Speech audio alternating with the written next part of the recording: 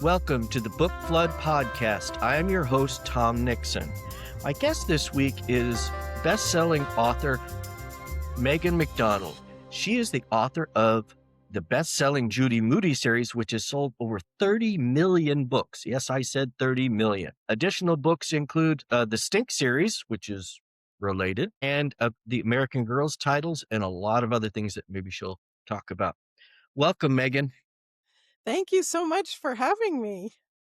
Absolutely. I'm so excited that you could be with us today. I'm happy to be here. Why don't we start with your career trajectory? How did you get to here? Oh, wow. That's a lot of history. Well, I started out my career as a children's librarian working in public libraries. And way back, probably, 35 years ago, I was working in a library and I was doing a lot of story times, reading aloud, telling stories to kids. And somebody gave me these puppets of a hermit crab and a fish that were just beautiful. And I wanted to use them with the kids at the library, but I couldn't find any story about a hermit crab at that time. So I just made up this story with a lot of sounds that the kids could do, call and response and a lot of repetition. And it was a story about a hermit crab walking along the beach looking for a new home. And I told the story with the puppets, and afterwards, all the parents came up and they said, "You always put the books you're reading from or telling from for us to check out. Where's the book?" Well, of course, there was no book because I had made the story up. So that planted a seed that that story that I had worked out aloud with kids could actually become a book. And that was my very first published book called Is This a House for Hermit Crab? And probably from there, I just was writing picture books mostly for about 10 years until along came Judy Moody. I was writing a lot of animal stories and things like that. And I wanted to try to capture some of the stories about, I grew up with 4 older sisters. So I wanted to capture some of those funny family stories and all the antics and adventures of growing up with siblings. And so I first just started writing them down like little vignettes.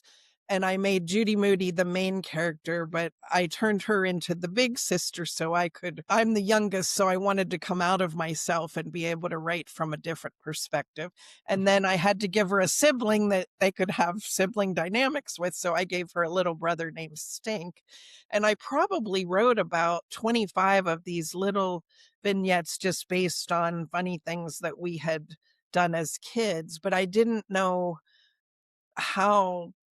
what it was, and I didn't know how to put it all together. And when I was speaking at a conference, I met an editor from Candlewick Press, Mary Lee Donovan, who has now been my editor for 25 years. But Wow. She had the idea, well, what if you found a connecting theme or thread that would tie all of these different episodes together? You could have a chapter book at that point. So that's when I came up with the me collage, where Judy, everything that she experiences goes on to this collage about herself that she's making for school. And so all of these little episodes then became a chapter book, which became the first Judy Moody.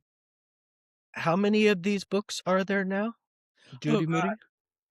I think there are 17 Judy Moody and maybe, I'm not even sure, maybe 13 Stink.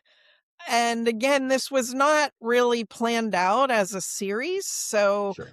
when I wrote that first book, well, first of all, I'm definitely an overwriter. I have many more ideas than what will fit into any one book. So I put so many stories into that first book. I way overwrote it and we had to pare it back. It was probably 350 pages or something. Oh, wow. We wanted it to be for kids who were newly independent readers, just starting out with a chapter book. So I cut lots of material out. So then I had all of these other stories.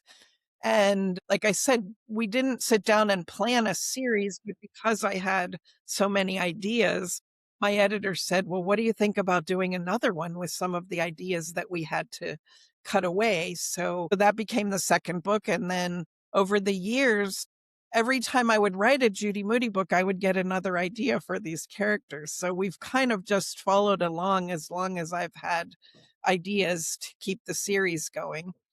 And then probably when I was, I don't know, maybe after 3 or 4 Judy Moody books, I was speaking at a school in Vancouver, and it was 2nd grade, and all the boys came in first and sat right up front. And I looked out into the audience and I was like, what is going on? Because they had all spiked their hair and they were wearing big oversized t-shirts and they had dressed up like Stink. And they had a little chant that they were saying about Stink. And the whole message was they were telling me they thought Stink should have his own series. So again, I was telling my editor this story and she paused and said, well, what about that? What do you think about really doing that? And then I thought it would be so much fun, since Stink is the youngest, to then be able to tell stories from that perspective, which was close to my life and my heart. So again, Stink sort of came just an inspiration from my readers. Was it harder to write the Stink books than the Judy Moody books, just because you have the girl knowledge, obviously, but it can be a little different? Yes, that was very challenging. I didn't grow up with any brothers. So my husband has 9 kids in his family, Wow. equal sisters and brothers. So he was a good source for just learning about brothers and what some of those interactions are. But of course, I think sibling dynamics are so universal. So in a way, it didn't Mhm. really matter that it wasn't a whole passel of sisters. I'm a middle child, and Oh, I can assure you that I've met many middle children, boys and girls, and there's so many things that are the same. the peacemaker, the middle child. I try. Yeah, Not exactly. always successfully, but, I try. Exactly. What was it like to have Judy Moody turned into a movie?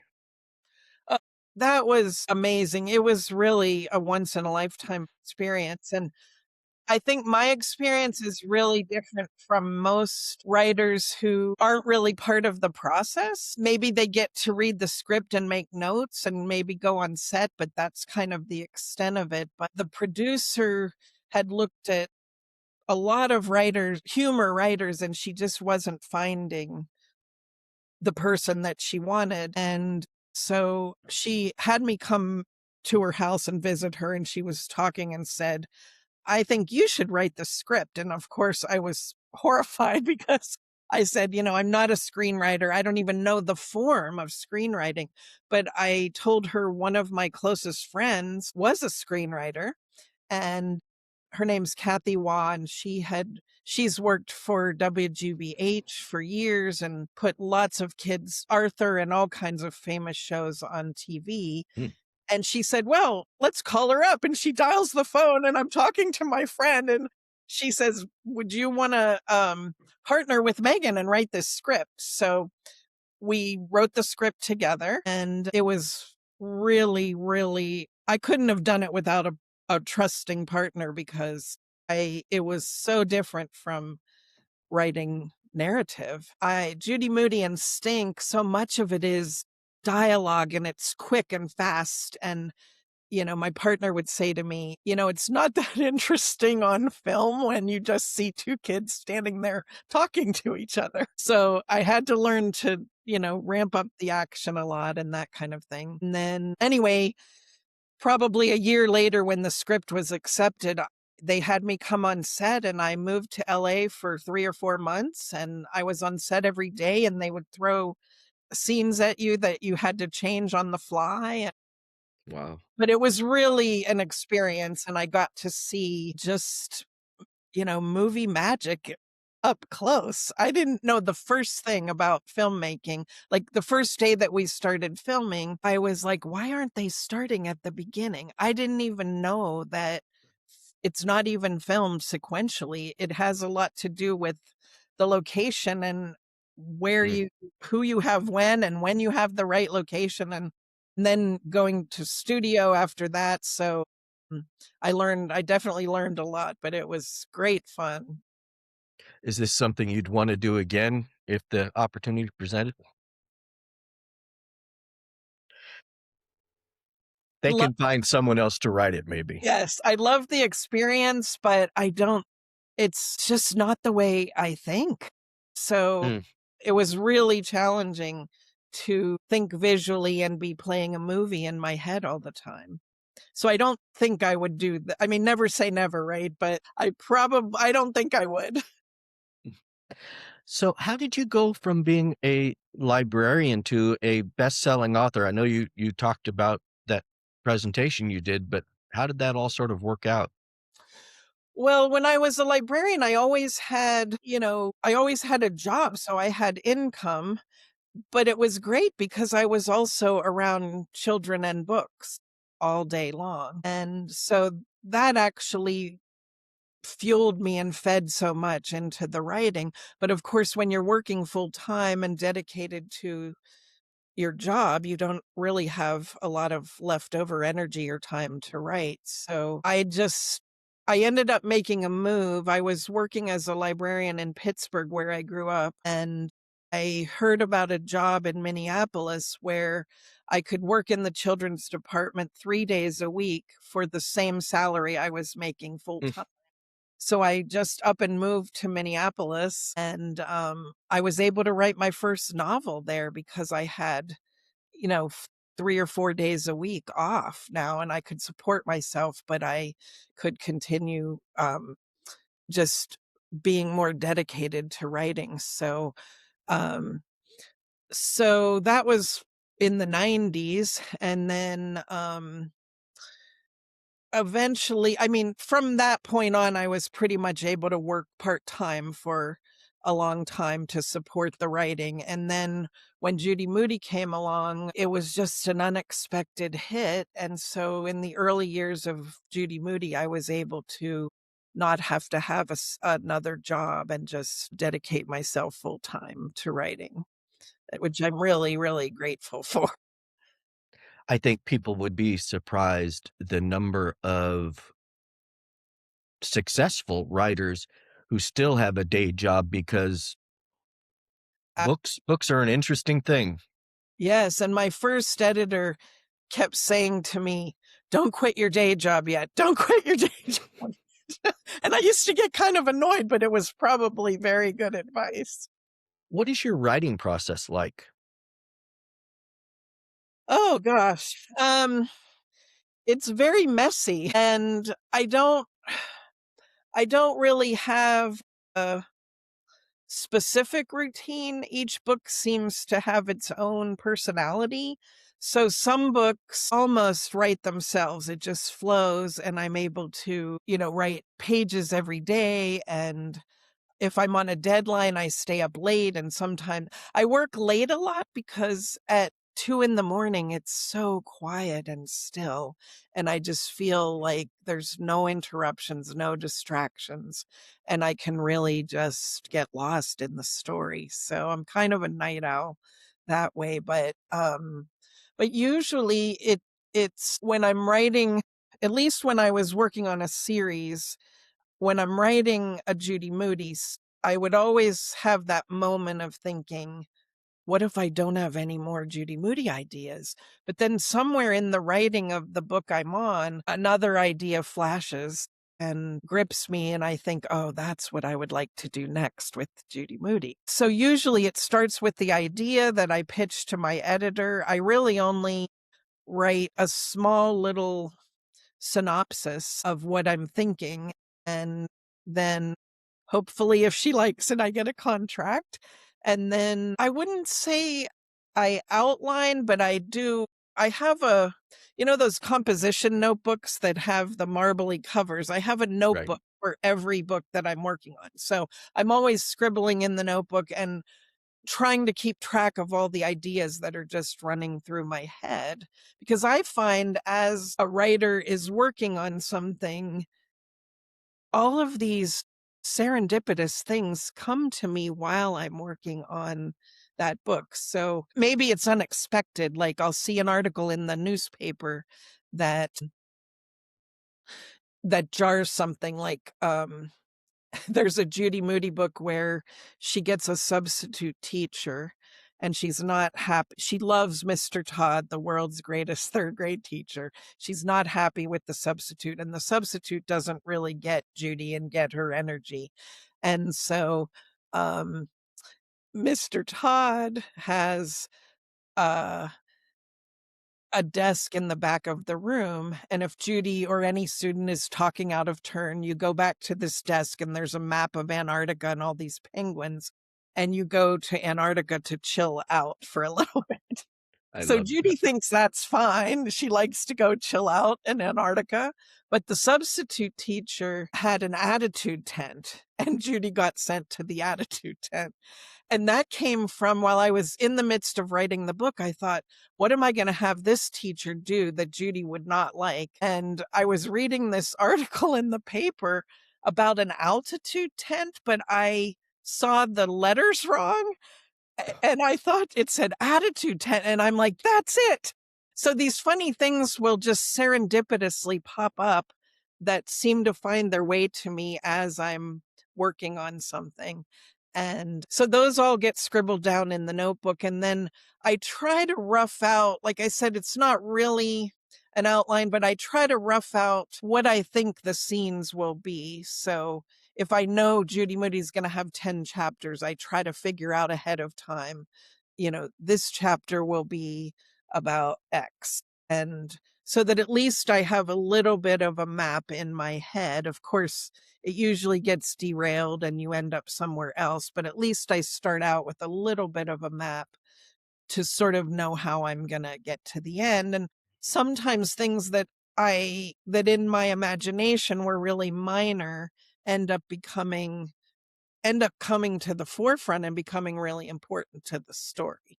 Is there, not to dig into the weeds too much, is there a set number of chapters or pages or word count that you use with Judy Moody? There is, it's a little loose, but they usually always have 10 chapters, and the chapters are pretty short, but as Judy Moody went on, I noticed the books got longer and a little more sophisticated. But I wouldn't say, well, we probably do pay attention to word count in the sense of not in the initial drafts, but then once they pour it into text. And Judy Moody has a lot of white space and a lot of room for illustration. If it comes out way too long, then often they'll come back to me and say, we have to cut. And sometimes it just means going in and cutting lines here and there to fit a chapter. But other times I've had to cut whole chapters, or Mm. maybe like there was a whole thread about Judy saving the world that I cut out of one book, and that ended up becoming its own book. So again, I probably should. I don't really pay that much attention to word count in the early stages, but eventually it does come back to me. Well, this whole writing thing seems to be working out okay for you. So probably.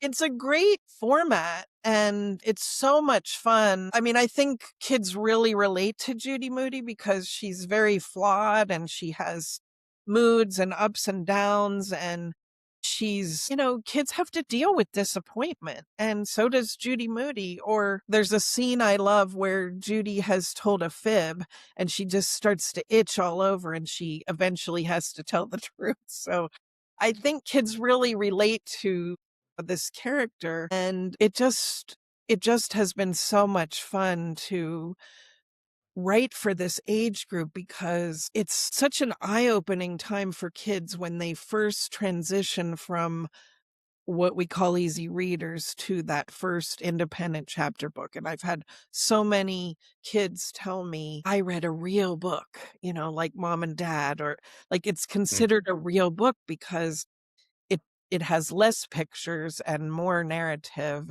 and Judy Moody books are sort of short and chunky, so it really feels like, and it is an accomplishment for kids that age. We've tried to make it accessible and friendly to read with lots of drawings, but it's still a big accomplishment, for that Absolutely. first time that you're reading a whole chapter book. And that's just such an exciting time, I think, in a reader's life. And so I love writing for that age group. And when I started out with a chapter book, or what we call chapter books, at that time, all the chapter books were very formulaic. They had 64 pages, and there was one at the beginning of every chapter, there was one little drawing, but they were not drawn all over the place. So Peter Reynolds, the illustrator, came along and he really didn't know that was the formula.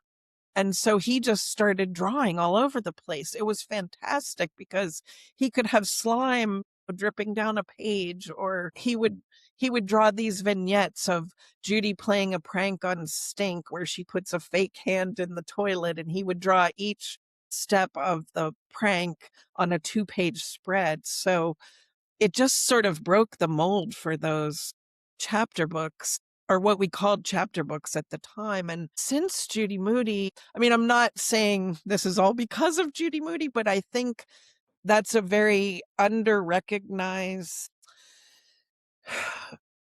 form. And so now I just feel like all of these wonderful writers are writing chapter books now. I mean, Meg Medina, Erin Entrada Kelly, just Newbery winning writers are now coming to this early chapter book form, which I think is so great because I love that there is good writing now for kids this age, and that it's not all just a formulaic plot driven book. Is there a book or an award that you are most proud of?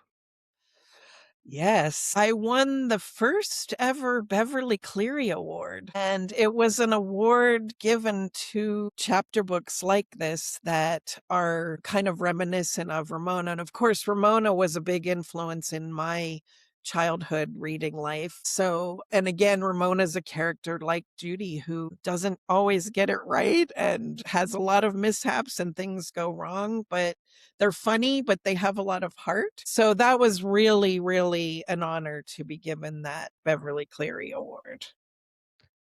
I was a big Beverly Cleary fan back in the day for sure. Well, and she's one of these writers though too that wrote for a very, very long time. Yes, yes. I mean, Ramona was in third grade for like 25 years or something. So I Not a figured, great student, apparently. right.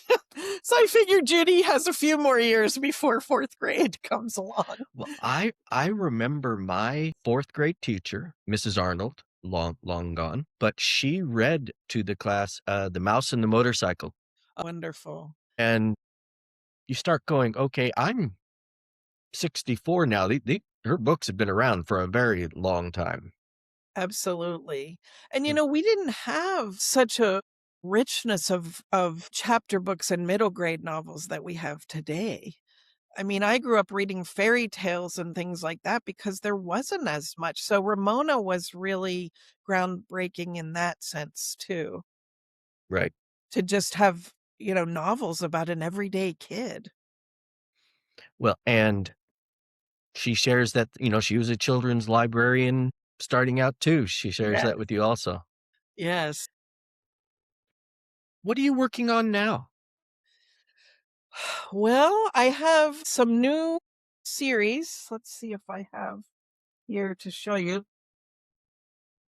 I've been working on the Fairy Door Diaries, and these are completely different for me because they're fantasy. So they're books about Eliza of the Elves is the character. She finds a little fairy, or she has a little fairy door in a special, in the eaves off of her room. She can crawl under the stairs to the land of Understair, and there's a tiny fairy door. And in each adventure, she gets whooshed through the door and she lands in a different magical land each time that is peopled by a different kind of fairy. So in the first volume, she goes to the land of the flower fairies. And then there's a new one that's about to come out in March, and it's called Eliza and the Hobgoblins. And this one is a little different because she gets whooshed into their world, but the hobgoblins are kind of impish and mischievous.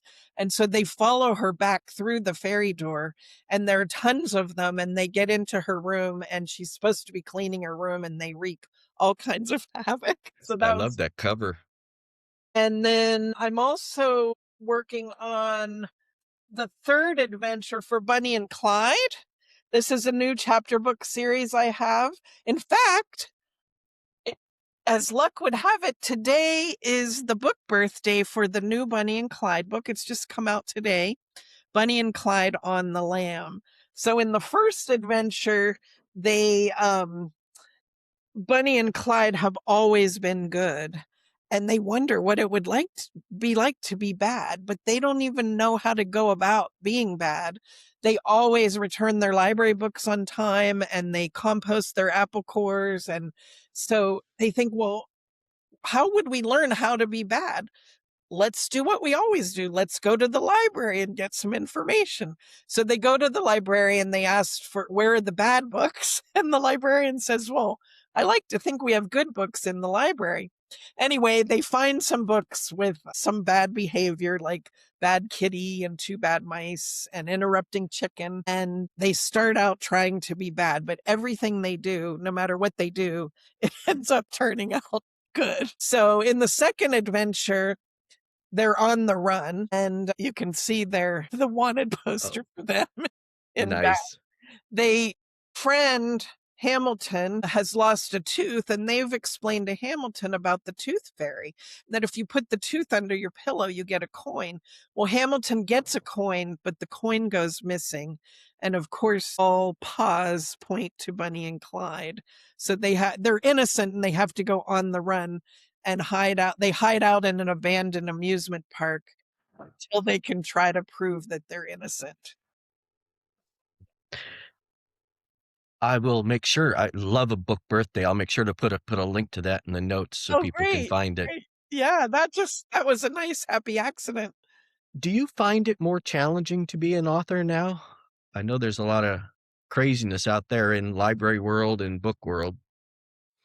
I do. Publishing is just changing so much. I've been with Candlewick Press for 26 years, and it's changing in that books are not selling the same, and they're not selling through the same avenues that we're accustomed to. So, um, I think for me, I just try to keep my head in the work and keep focus on what I really want to create for readers, and try not to get too worried about, will I publish this or will it find its way? But think what's difficult is all these reports we're hearing in the news that kids aren't reading.